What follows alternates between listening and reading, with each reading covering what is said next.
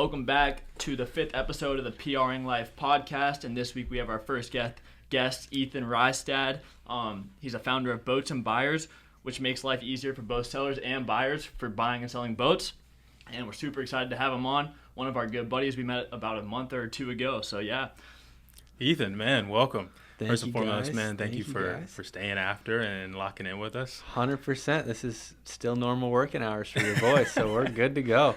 Hell yeah, dude. So tell us a little about, how you got started, and I know we talked a little bit before, so kind of break it down for us. Absolutely. I'll give you the genesis story. So entrepreneurship's kind of been in my blood forever. It originally started with the fidget spinners. So I was on the front cusp of fidget spinners. Everyone knows what they are.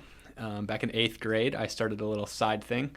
Right when I saw them on social media, made them on zip ties out of some skateboard bearings because I just wanted to have one, frankly. Showed up at school the next day. A bunch of buddies were like, "Oh my gosh, dude, I'll give you $20 if you bring me one tomorrow." And I'm like, "Okay, solid. We're in 8th grade. $20 is super fire." Yep. Went to all my neighbors' houses. I asked for all their longboards, ripped them all apart, and then built like 5, brought them to school. And then sure enough, $100 later, I was like, all right, we're on to something. Went right on Amazon, eBay, found a bunch of ungreased bearings, bought like a few hundred of them, bought a bunch of colored zip ties, created a little Google form and an Instagram page, and like, boom, we're off to the races. A week later, we had roughly 300 to 400 orders, and these things were taking me like 20 minutes a piece to make. Wow. So like it was just way backed up. It was going pretty nuts. Just kind of a fun little deal. The principal caught on, and we were super worried about that, but he was so stoked about it. Wow. He was like, "Dude, you're just crushing it." Like, he's this Russian dude. And he's like, I help you. Like, super nice guy, advocated for us, and it just continued to grow. I fulfilled all the orders, bought 3D printers, got better at social media, grew the business, and then it was just a wave. So I just wrote it. I knew it was going to end, fizzled out, but then at that point now, I was well-versed in social media. Right. I had a couple different skills. So then I started flipping Instagram pages, as weird as that might sound. So I would find a page with like 10 to 20,000 followers. I'd be like, "Hey, dude, like you haven't posted in the last like 3 months. Like I'll give you $100 for this page." Super sketchy process. You just like Venmo the guy and you just hope that he sends you the password. Like super weird. But it ended up working more than not and acquired pages. Basically, I'd get them at like 20,000 followers, build new brand around them, build a store. Say you had a page in Camaros, I would then design some Camaro merch and like get some keychains, like dropshipping stores, and then start advertising them. And then I would basically sell that unit as a business rather than just an Instagram page. Nice. You could 10x that investment in like 30 to 60 days. Oh wow. Yeah, so then I got good at that, and then later the story goes on that I eventually co-founded a marketing agency in high school with my friend Griffin, who's now gone on to do incredible things in LA. We built that up to be very successful in the Minneapolis area, and then we split up when he went to pursue a huge opportunity and I went down to school. Since then, FGCU, that's when the boating story starts to overlap. There's a lot I didn't talk about, which is that I was a competitive wake surfer. I grew up on the water and the lakes in Minnesota, and throughout that, obviously well-versed in the marine industry. We were buying and selling boats. We moved down to Florida. We bought and sold yet another boat, and we realized that all the same pain points we had felt for years up there in the buying selling process, we were also going to experience down here. So we're like, okay, these pains are felt nationwide. There has to be a better way. And then thus we were like, okay, what's being done in the car industry to at least solve a handful of these different problems? And we realized that there was no auction marketplace in the boating world and that it would solve at least 3 out of the 4 major problems that we had identified. From there, it was just off to the races. Made the investment, got the thing going, reviewed a bunch of product bids, and after about 6 months, the thing was fully developed. We launched, and now here we are 2 years later. That's awesome. Yeah, that's amazing. And honestly, there's so much to dive in to all the different ventures you've already gone into. But one question I have, going back to the flipping Instagrams, just like on the content side and how you got used to like posting content and obviously flipping content, what did you see happen when you would like buy those different Instagram pages, when you would change the content completely from, I guess, what someone thought they were following, and then it changed to something completely different? Did they like turn over? Did the like engagement stay how it was or no? Super good question. People hate change. People got pissed. I actually had it written down in a notebook. I had so many people message me, why are you fixing something that's not broken? And I was like, this is broken. No, it doesn't make any money. Like, what do you mean? Mm-hmm. But yeah, people get very mad. And I'm like, dude, it's a 10,000 follower Instagram page. Like, why are you all pressed about it? But yes, super reluctant to change. You'd probably get about, I don't know, a sixth of the audience, which is pretty substantial to turn over. And then you'd get that new one, and then the momentum would then change. But yeah, it was always brought with hesitations, and people are always thrown off. Yeah, I mean, that's amazing. And then obviously you're passionate about this startup with Boats and Buyers, and it stems from like a love for boating, wake surfing, and kind of how did you get into wake surfing? What made that your passion? And then obviously how much has that played into like, you know, putting in these long hours into the office, and like how easy does it make working for something you love to do? Or it doesn't even feel like work, I guess. That's like the question. Yeah. To the first part, getting into wake surfing. So again, I grew up on the lake in Minnesota. We always had boats, and when I was probably 12, we got our first Malibu. It was a 21-foot ski boat. So wake surfing is new. It was this really early stage of what are called wake gates. So it's basically two flaps on the side of a boat that stick out to make a wake surf wave. So this technology was revolutionary, and we were like going to try it out. We ended up loving it. We loved the sport, and then we continued to buy new boats. So that's how that just kind of organically came to be. That was like our super quote-unquote expensive fun hobby. Everyone in the town loved it for some reason. It was super glamorized, and me and a couple buddies were like really just good at it. And I had friends who are actually now the top handful of the best wake surfers in the world who were getting really good at the time too. Wow. And then that, honestly, to answer your question, that didn't have really any correlation with hard work. It was like completely leisure, honestly, for me. I just really enjoyed boats. The hard work just kind of, honestly, it just was kind of bred into me from a young age. It was Saturday morning. If you see dad out in the yard picking up rocks, you better get out of bed, grab a shovel, and start helping. He's not going to ask, but it's an expectation. So the discipline's always been there, and then that has kind of formulated naturally as I've gotten older, and then that's kind of driven me to the long hours. People always say, you know, don't work in your passion because you're going to lose the passion. It goes away from something that's a hobby to a job. But yeah, I just had an interview where I said this, but I found the complete opposite to be true. Wow, that's crazy. So you spoke a little bit about, you know, the discipline, you know, coming from your dad. What about the rest of your family? Like, what is that foundation like? And, you know, have they supported you through your million different things that you've, you know, tried to start? Yeah, such a good question. 100%. My parents have been the biggest driving force, and my mom is like true athlete. She was running races back in the day, duathlons, triathlons. So now that I've started to get into that, I'm like, oh, Mom, you're a beast. She was a bodybuilder, actually was on stage and placed in a competition. So she was a health coach, like just, I mean, a long portfolio. She still is a health coach. She has always kind of pushed us to just, you know, eat really healthy, be really healthy. Never forced, though. We always had an endless amount of fruit snacks, cookies, candy, everything. And I grew up just not liking it because we had an abundance of it. Mm-hmm. Whereas we'd have friends come over and, you know, they'd have to go to town on it because their parents wouldn't let them have it. So I always thought that was an interesting take. And she kind of pioneered that physical side. And then I was in sports, of course. The expectation was always, it was high. They were like, it's okay if you want to play and be a B player. We're still going to be as happy, like you're a great son, whatever. But the expectation was like, if you're going to try hard, you need to go all in, like locked in, like just all out. And I played on a lot of club teams, a lot of elite teams, and the expectation was matched for my parents. So just slowly over time, you just kind of learn how to deal with that expectation, and then eventually you get out of the house and you put that on yourself. Yeah, and I would agree. Like growing up, I always played sports, and when I dove into something, it's like my parents were going to be like, you have to play this sport or this sport, or like we're going to make you do something you didn't like to do. But it's like they expected and I expected, like they never even had to force on me, because when I expected whenever I do something, it's like I'm going to do it to my absolute best. And so it's like I decided to quit baseball, quit golf, and every time they like supported me fully, because they were like, we know whatever he's going to go to next, he's going to work it as hard as he can on it. And so I'm feeling like that's kind of what you're saying. Similar story. Yep. Thing. So it's been like unbelievably amazing support from them from day one and all the different things I've ever done. And they've just always empowered me to think you can do anything. And also my dad has been supportive in my thoughts of we're going to go make a ton of money. I love that. So That's awesome. that fueled fire has been awesome. Boom. Dude, You got so two more important. supporters right here. For So. sure. I appreciate that. That's so important, man, because I think just having that, you don't have to worry about them like talking down on whatever you're trying to do. Yeah. You know they've got your back 100%, and then fuels you to go harder for sure. 1,000%. Yeah. If none of this would be a thing if it wasn't for them. That's awesome. Yeah.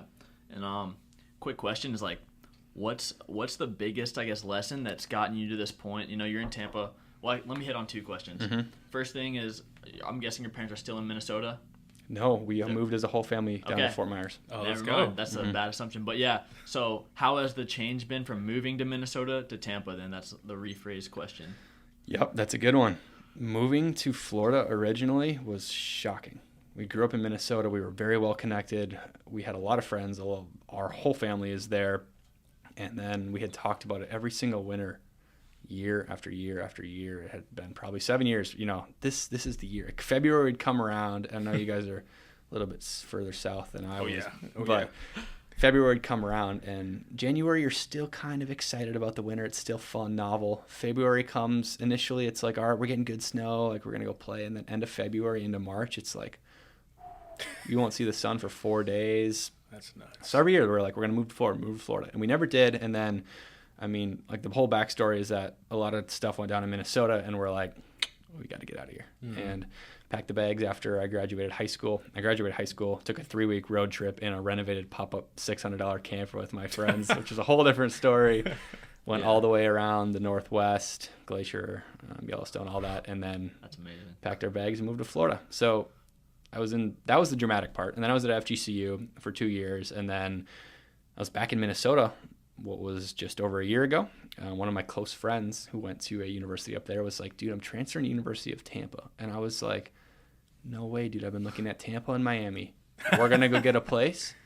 And that 30 days later, we signed a lease. It was super impulsive. And it's honestly been the best. I joke it's the best impulsive decision I ever made. Wow. And so you finished at Florida Gulf Coast with a degree in entrepreneurship, right? That's right. I got the major that is completely worthless. And it was 2 years, correct? Yeah. So I got my associates in high school. Okay. Or just about. Yeah, awesome. And so what would you say about that program, about entrepreneurship? They don't offer that at many schools, so would you say it was helpful? I mean, you said it's useless, but is it useless actually? On a resume, it's useless. In practice, I have found it to be invaluable. We're at the point now in the business where I've had enough experiences where most of the experiences have outpaced what I needed the education to fill the gap for. Yeah. But at the time, when we were hitting all these new challenges and I was like, there's no way I'm going to solve this. This is way too big of a challenge. I was like, I know exactly what to do in this moment. And I was like, I don't know why. And then you'd think back and I was like, oh, we learned this. Like I did reps on this. And that's exactly what got us continuously moving forward. It was like, how I explain it is when you're building a startup, you're not only climbing a hard trail on a mountain, but you're building the mountain and you're digging the trail yourself. Crazy. So like, not only is it difficult to climb up the thing, but you have to build the thing. It doesn't exist. That's huge. I want to go back to, you said you were between Tampa and Miami. Yeah. What were the deciding factors? I feel like those are two different vibes. Totally different vibes. It was money, and still it's money. I love Miami. I think Miami's cool. There's a lot of financial opportunity there. There's a lot of venture capital firms over there that are not in here. There's far more of a hard work ethic over there. A lot of businesses are moving there. I think it's cool, but you have to be earning a lot, and very commonly for startups, you're making nothing. I have nothing. So it wasn't even an option on the table. I guess I'm really glad that I'm able to even support this city. Yeah. So that was it. I like the bigger city. I think it would be fun, cool, different fun though. Now that, Run Club, like I met you boys, like the tight knit community here, especially with like these driven people. I didn't find this until just a quarter or two ago. So for a whole year, I didn't really have that. So Miami looked really appealing. But once I started to find like this community that we are both all a part of, I was like, whoa, Tampa's really something special. And since then, I've been like, I'm here to stay.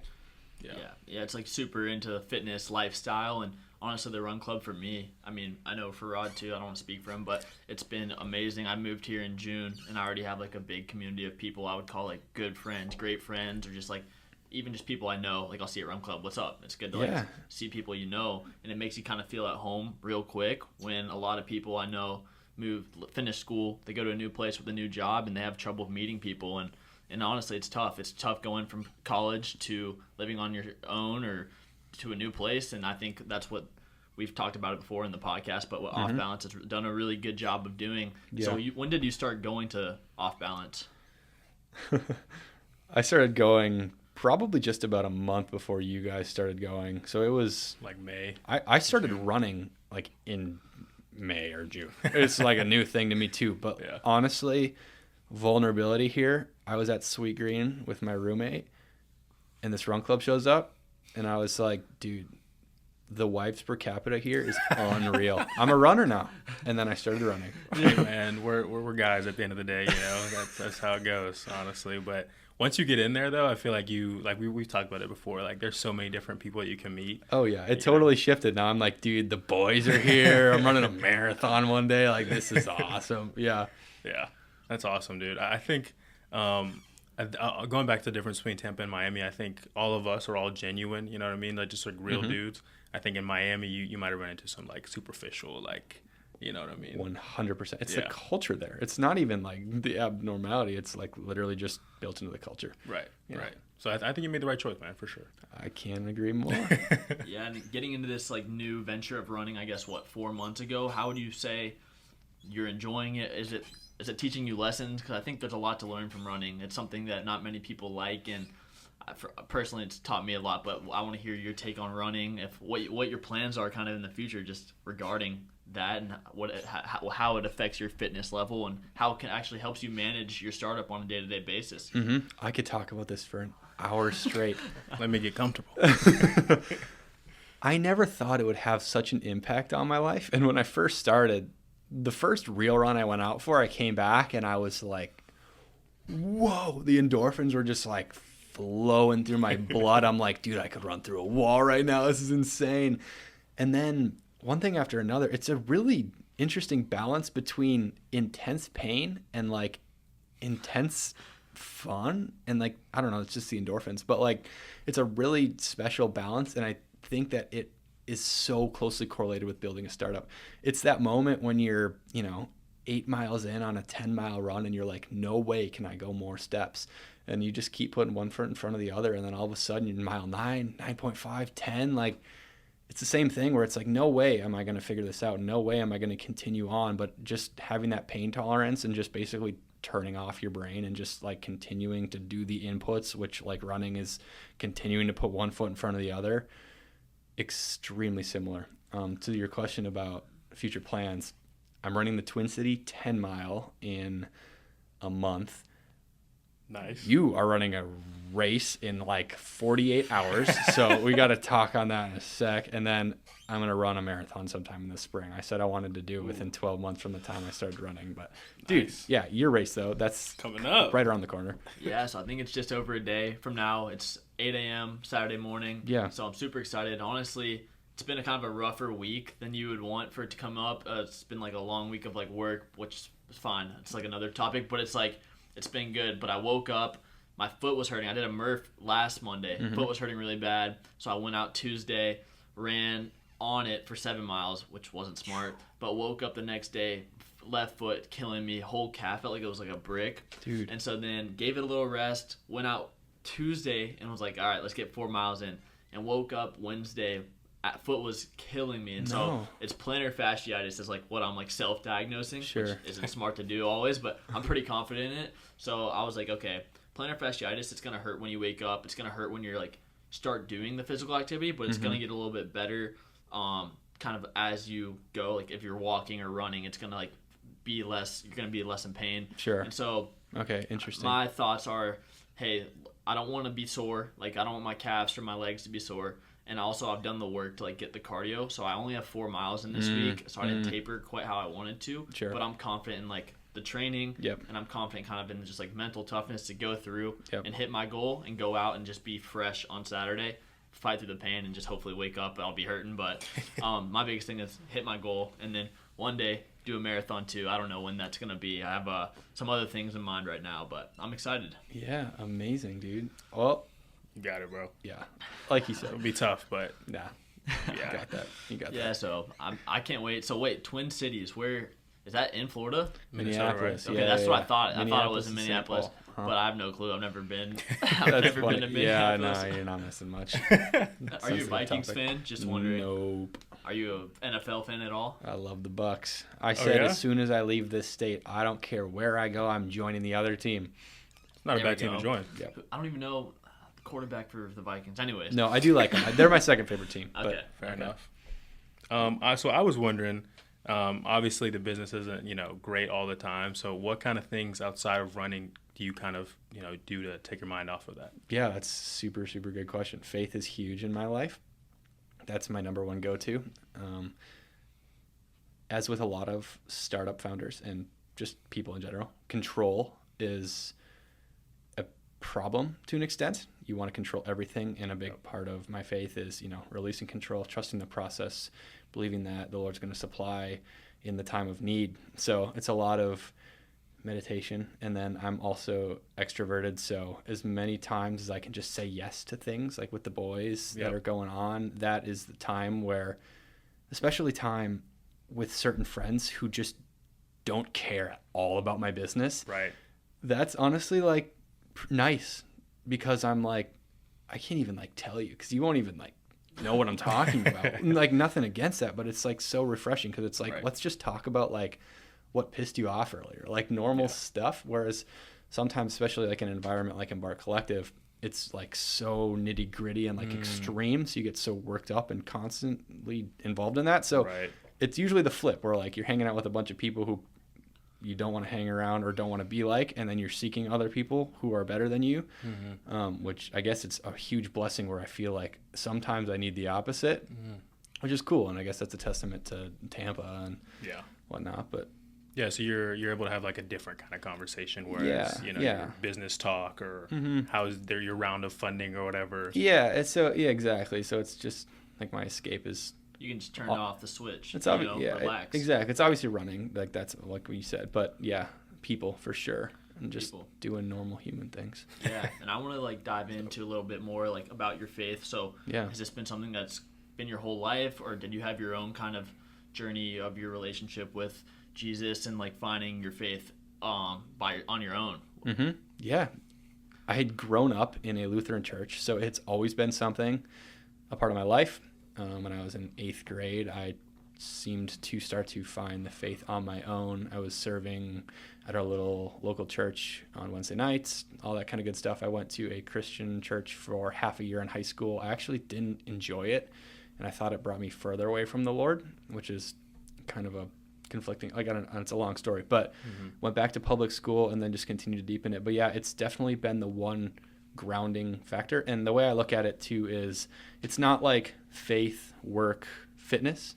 Like, the Lord oversees all of my life, and as I view it, it's all his. I love it. Whether that's faith, business, like all that, or work, business, all that kind of stuff is his. So it's not like he's a piece, that's my life, and everything comes underneath that umbrella. Yeah, I love that. He is the priority, like we're working as like avenues for his purpose, for and we're doing our purposes for him, Amen. And so that's amazing, man. And I kind of want to like stack off of that on just like kind of your life, and what is some adversity, like the biggest adversity you faced, whether that be in business, whether that be personal life, whatever it may be that you faced that's made you the person that you are today and put you in this position. I consider myself to be super blessed in the fact that I don't have a long record of hard things that I had to go through. I don't have like really tragic stories to tell. We've all got stuff, and I've definitely got a handful of things, but overall, the most difficult things that I feel like I have had to go through have pretty much been self-inflicted, which is such a blessing.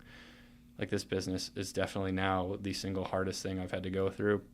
A lot of the external things I've had to go through, I've just been blessed with such amazing people and amazing family, where we've fought together and we've pushed through together and we've just gotten to conclusions together. So it's not like a continuous fight. But things like starting this business, which I even like hate to say, because I know some people have had really hard cards dealt to them, and all my heart goes out to them, and I just haven't. And that's part of the reason that I acknowledge that I've been able to accomplish the handful of things I've been able to accomplish. But definitely the startup has been the hardest thing, and it continues to be the hardest thing. I just continue to become a person who can meet the demand every single day. It gets a little harder every day, and you become a little better every day, and then that just continues to change who you are, I guess. Yeah, I think that's a dual-edged sword, because obviously all the glory goes to God that you've been in the position where you haven't had any crazy external things, but I think you're such a driven person that you kind of want to give yourself some adversity, because that's where the growth is, so 100%, yeah. You got to go through it. Nailed, yep. Yeah, and I would agree. And I mean, I would say because some people, everyone's dealt with different cards, but it's not like lessening the stress you face on a day-to-day basis, because like handling a startup is extremely stressful. And as much as you are fortunate to be in that position, there's a lot of things that people that they don't have the opportunity, don't have to worry about, and don't put on their plates. So what are some of those things specifically that you are like managing on a day-to-day basis, whether that be financials, whether that be obviously getting investors or venture capitalists to invest in your startup? Like what are some of those things that are stressful on a day-to-day basis as a founder and entrepreneur? Yeah, it's a great question. The stress is always changing. When you first launch the company, the stress is, oh gosh, no one knows about who we are, or we don't even have a thing. Like, I don't even know how to solve the problem. And then you solve the problem, and it's like, okay, we don't have any users. And then you get users, and then the stress changes. So now it's, okay, well, our users are only staying on the website for 2 seconds. So that means that it's basically always like, if I don't solve this, we die.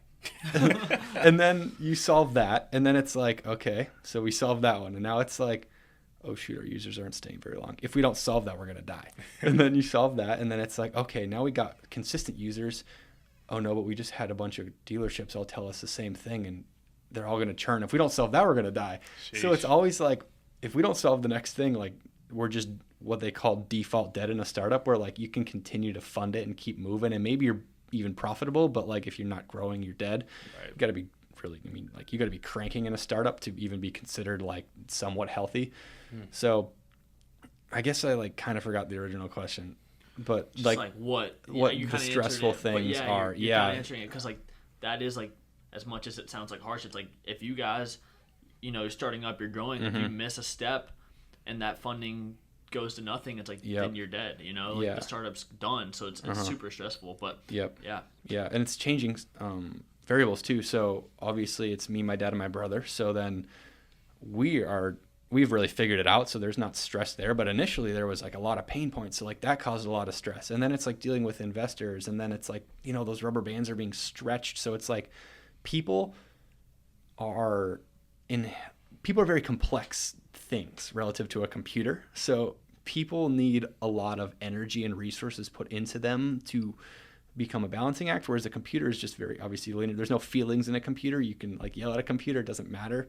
Right. So when you grow, you're moving away from only having to worry about the computer problems to starting to deal with a lot of people problems. And then you're talking about hiring, and you're talking about investors, like you said, and you're talking about long-term client relationships and just a lot of users and people writing reviews. And these people problems are just inherently much more difficult to solve than fixing a line of code. Yeah, that's interesting.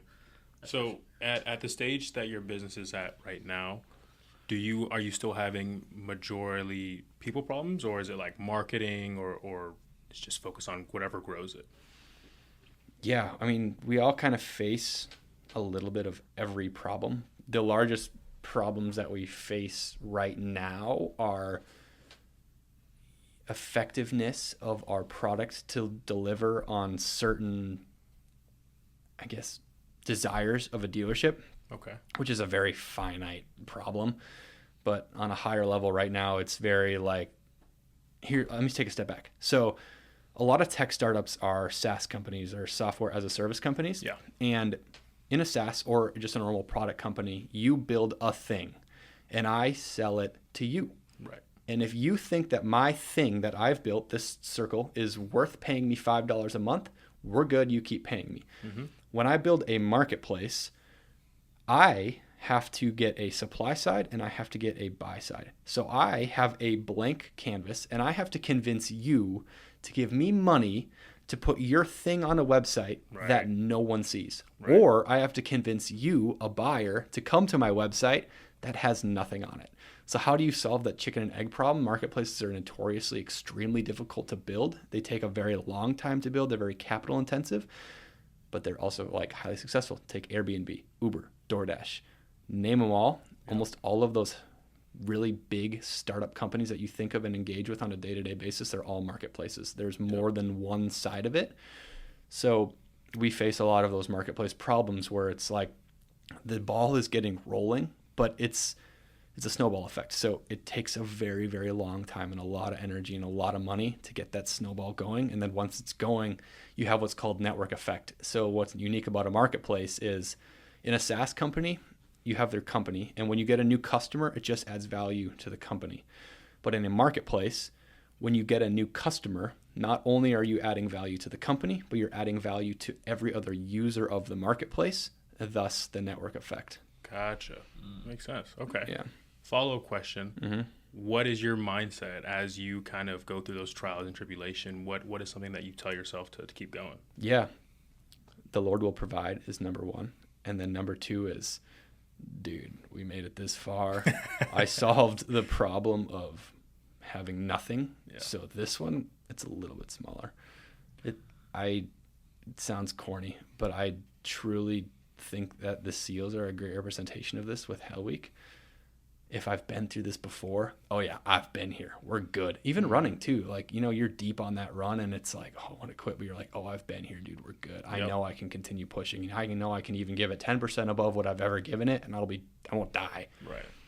Might die. You might die, but at least you can push it to a certain extent. Yeah. And something I feel like you invested so much time. It's like, I don't know if you've ever read the book. It's called The Power of One More by Ed Milet. Have you read that? No, I haven't, but I listen to a lot of Ed stuff. Yeah, it's a great book, but basically it says like there's a threshold, and if you like give up at a certain point, you don't know if it was the next thing. So it's like you get to a certain point, you've invested so much time, effort, and like ideas, and you love the product or love what you're putting out so much that it's like you don't know that like if you stop working today, you gave up. It's like tomorrow could be the day that you had your breakthrough or something like that. And it's like the power of one more. So it's like the power of one more conversation, the power of one more conversation, or I think I just, but or like the power of like one more connection is what I meant. It's like you don't know which one of those or one more idea is what's going to drive that that startup, the boats and buyers to the next level. And so it's like you just can't stop. Yeah. One of the things too I found, this is a new, call it pain for me, is that boats and buyers has gotten big enough to the point where every day that we pass and get bigger, it becomes a more catastrophic ending if I decide to walk away. So that decision becomes more difficult, which inherently just eliminates the question in my mind of if I'm going to give up at all. Got to keep going. When it's small, you're like, walking away is easy. It's light. But when I'm this deep into it and I'm like, all these people would really face a lot of pain outside of just my own suffering if I walked away, there's huge consequences. So it's like, all right, there's only one road and it's forward. Yeah, and one thing I wanted to ask on that is kind of with your family, you're working with your dad and your brother. How are those dynamics? And obviously you don't want like that layered into like, okay, if I gave up or wanted to move to something else, it's like they're relying on you, and kind of the day-to-day, you said kind of at first you were clashing heads. Like, how does that relationship work when 3 of the founders are all in the same family? When we know working with family for most people is not easy. Notoriously tough. Yeah. We have not really intentionally set out to draw boundaries, but there's definitely certain points at which we're like, okay, there's a hard line in the sand here. We don't do this and we don't do that for the respect of each other. I live in Tampa, so it becomes a lot easier. When I was living at home, I love you, Mom and Dad, but it became really hard working on the same thing because we would talk about it in the morning at breakfast. I'd go sit into my room. I'd start working on it all day long. 6 p.m. would roll around. Something would come up. We're talking about it at dinner. Finish dinner. We're talking about it while we're watching TV. We're talking about it before we go to bed. We talk about it like right before we go to sleep. We wake up and we talk about it. So it's like no possible way to turn it off. Yeah. especially having an office space here, at least I can come here and I can go back and there's some sort of sense of this gets turned off. But that was the hardest part for sure, is that it just literally never ends. And we could have said 6 p.m. we're cutting it off. We never did though. And then just, you start talking about stuff and then all of a sudden you realize you have like a little discrepancy on one thing, and then it just like becomes, you know each other too well, so it becomes like an emotional battle, which is so like unnecessary and dumb to say, but like it just kind of ended up that way more often than not. So you just kind of get worked up about, I guess this is me. I would get worked up about I have to be right, and it's I think my personality too, and I have to try really, really hard to take my hands off and say like I'm definitely not always right, and most of the time I'm probably actually wrong. But especially with family, then all of a sudden now relationships feel like they're in pain, and then it's like I want to tell my dad about all the fun things I'm doing, and if I feel like there's tension, that's not good. So within I think the last 12 months, in the last 9 months, we've gotten really, really good at making sure that that's no longer the case, so it's not a problem anymore. But those were definitely some of the big pain points initially. Yeah, sounds like growing pains, man. Yeah. So now that you're in Tampa, what does work-life balance look like for you now? Yeah, that's good. There's a reputation around us startup founders that work-life balance is such a myth. Right. And I think that's true. I don't think it matters. I'm also younger than a lot of these guys, so I don't have a wife. I don't have kids. I don't have a dog. I have nothing. Like I go home and I just go to bed. Like I'll say hi to my roommate and, you know, just make some jokes. But like it doesn't really matter for me. So as long as I'm mentally sane and mentally healthy, which I'm checking in on myself almost every single day, I'm good. And sometimes there's like, I'm like, okay, I just got to go home.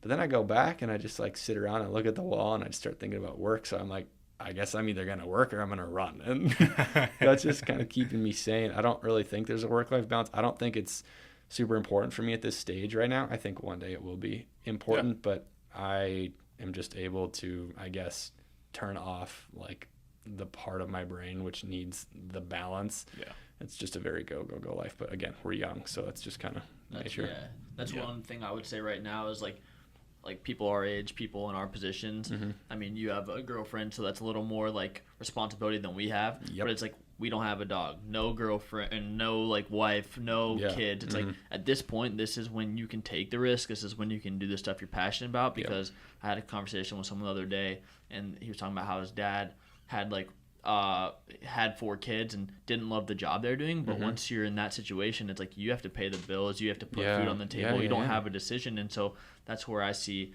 at our age, us like our generation, kind of people in our same age group, this is where you take the risk, because those like early 20s, those mid 20s, because guess what, you can always go back and with the experience you have and with experience we have and degree, a piece of paper, you can always find the next job and have that somewhat secure, but maybe not passion in what you're doing, and put that food on the table. But it's like, why not go so big for the first 6 to 8 years of your life when you're in your 20s and set yourself up for something where you're time free, you're financially free, you love what you're doing, and when you have your kids, you have your wife, you have all that, you can spend the time you want to spend with them, and you can build like the life you always wanted, you know, instead of having to go to that 9 to 5 and be miserable for 45 hours a week, you know? So good. Yeah. There's like a couple of big principles, and I kind of have these with loose strings, but like, you know, hard life now, easy life later, or 100%. Easy life now, hard life later. Yep. Gary Vee always says, which sounds cheesy, but I love Gary Vee, bro. Hey, Gary Vee, he talks that real stuff. Yeah, sure. 20s is time to be quote unquote massively risk oriented, and it's so true. Like you said, like I could lose it all. I could lose 100% of everything I've got, and like whatever. I'm honestly still like chilling. Like, it doesn't really matter. I'm supposed to be in school. Like it's just one more step closer. But like I think this is going places, but you're just one more step closer to the next thing, the biggest thing. Like until that thing comes through, you know. And it's like, but I think what you're doing is amazing. Kind of, as you've said, I've never heard of something that connects sellers and buyers of boats. So boats and buyers, you got to go check them out if you're looking for a boat. But yeah, man, that's awesome. And then I think we got a couple more things to dive into, just a couple things for our audience. So someone who, you know, they've looked at entrepreneurs, they're like, I know that's what I want to do. I want to work for myself. I want to own my own business, whether that be tech, whether it be a product, whether it be a social media agency. But how do they get into the position of starting something on their own? It's thundering loud. I know, that was heavy. Yeah. That's a good question. You have to be set up to do it. And the thing that I would caution anyone is that this is a common saying, it's going to take way longer, it's going to be way harder, it's going to be way more expensive than you ever dreamt possible.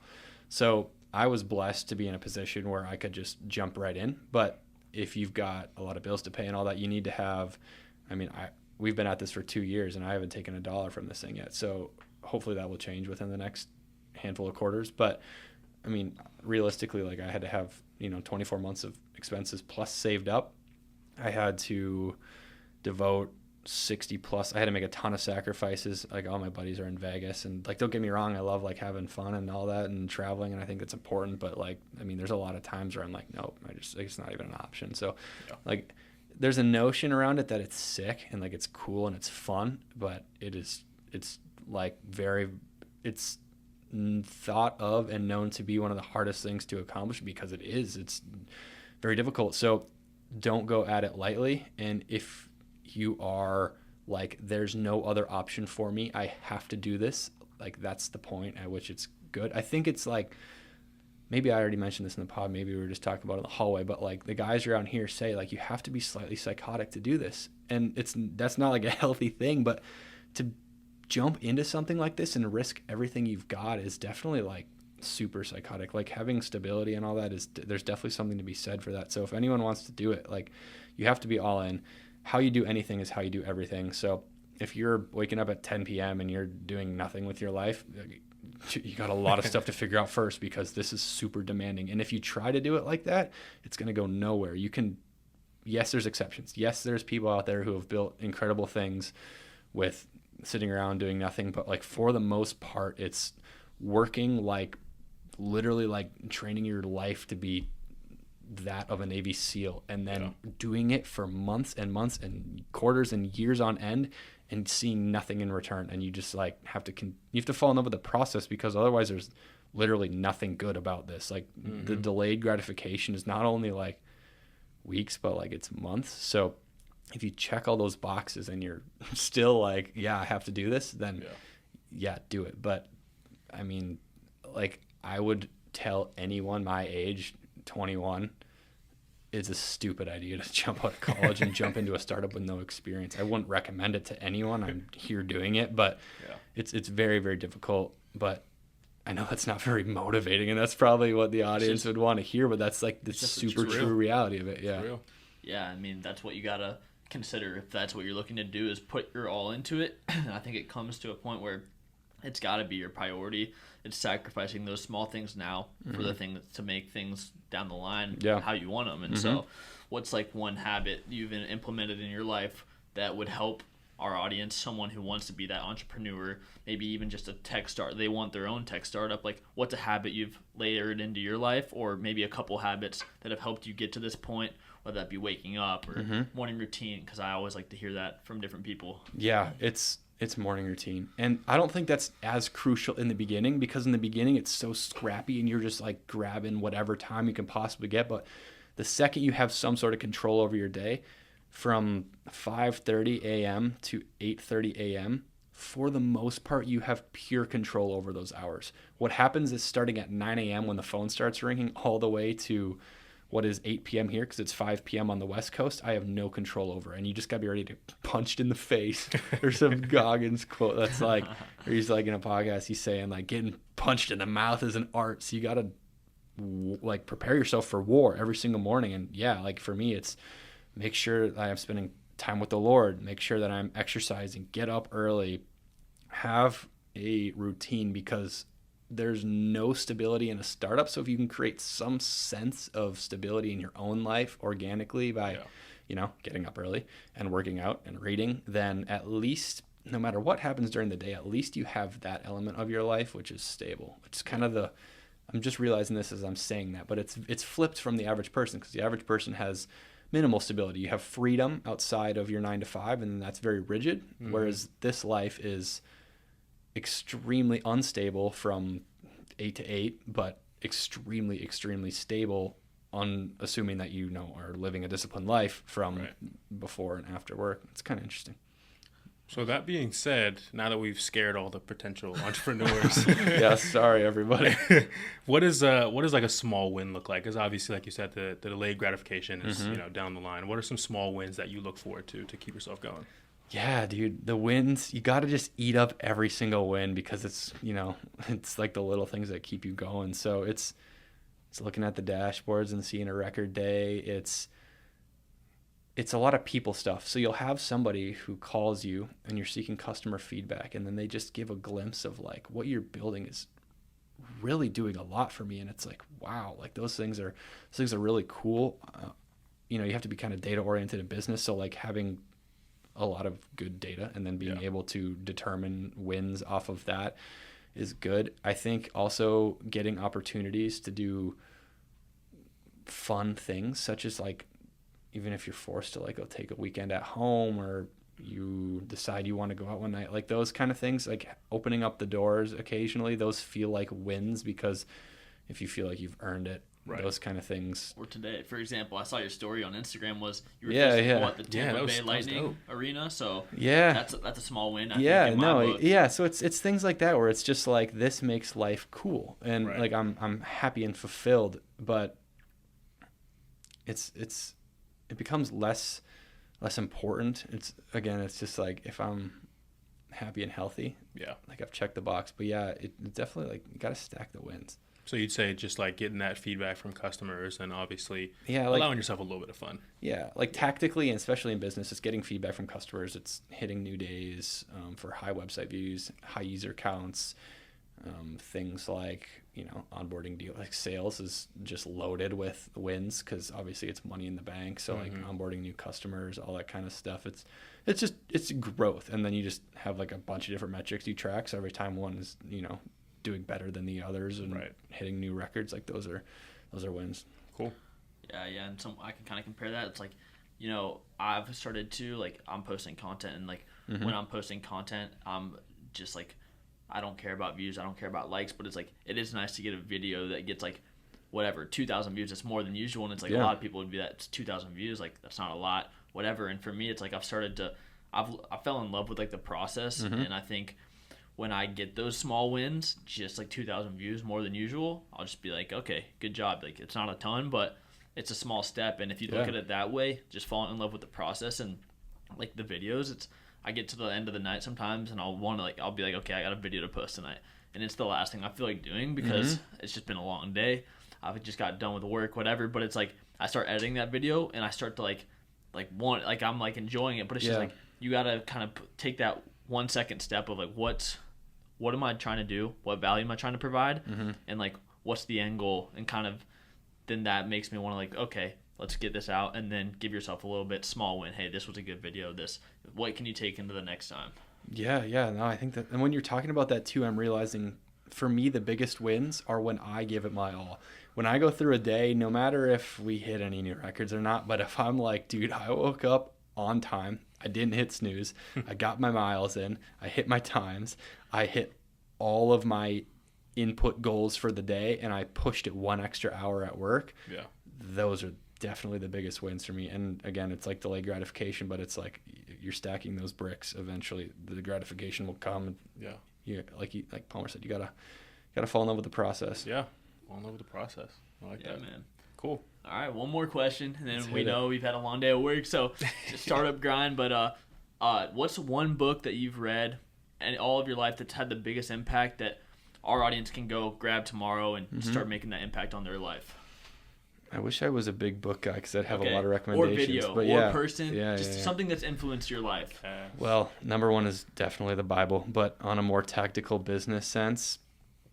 Do you have a Bible verse specifically? Because honestly, that's an amazing That's a good one too. From. I got a lot of them. They just come out in the right moments. I've been sticking with lately, it's Isaiah 5:19 maybe. I think those numbers might be way off, but it's, we will run and not grow weary. We will mount up like eagles and soar. Basically, it's saying we will take the armor of the Lord and we will be able to push through. And I think that one's super great for running, because it's like literally we will run. But there's a lot in the Bible that talks a lot about being very strong. I think one of the problems with modern religion is that they lay it on too soft. And I think there's a lot of biblical principles about intense discipline and like giving your all, and I think that's very important. I think there's a disconnect there. So I like those Bible verses where it's like proving that to be true. Like the Lord wants us to, you know, become the strongest men we can become, like do the best work we can do as long as it's for his glory, but obviously doesn't want us to sit around and do nothing. So I think a lot of those verses are really good. As far as like, I watch a lot of people on YouTube. So like Alex Hormozy, Ed Milet, I'm forgetting Andy Frisilla. I like to watch. That's the 75 hard guy, right? Yeah, it is the 75 hard guy. Yep. I'm looking. I want to reach out to him through his website and try to get him on the podcast. So that's a goal down the line. But yeah, dude. I mean, just I guess 75 hard process has been amazing. But yeah, just pushing through every day. Yeah. I mean, that's been awesome. But yeah, man, I feel like you've shared some amazing stuff. Anything you want to tell the audience, tell your followers, your social media presence, or maybe just a message from both the buyers to future customers. Anything you want to say? Finish up. Yeah, we hit on a lot of it, and you kind of got a lot of my philosophy. Like on a high level, like just if you can do what makes you happy and you can do what you're passionate about, like that's a gift. And I would also like to say too, a lot of this sounds like struggle, but one thing that I like to continuously remind myself of is this is the biggest blessing of my life. I get to do what I'm excited about every single day. I have a roof over my head. I have nutritious food in the fridge. I have a car that runs and drives me all over the place. I have friends like this who are driven, hardworking, and doing stuff like creating a podcast. Like, what a blessing it is, and we all are so abundantly blessed. Even you woke up today in America, like, dude, I mean, there's a lot of people who are waking up hungry. 100%. So, you know, count your blessings. Life is short, and we're only here for a bit, so don't get worked up. But yeah, awesome, man. Well, dude, thank you so much for joining us on the pod. Yeah, this was amazing, and props. We couldn't have had a better first guest. So Let's thank you, go. Ethan, and that's episode 5. Thank you.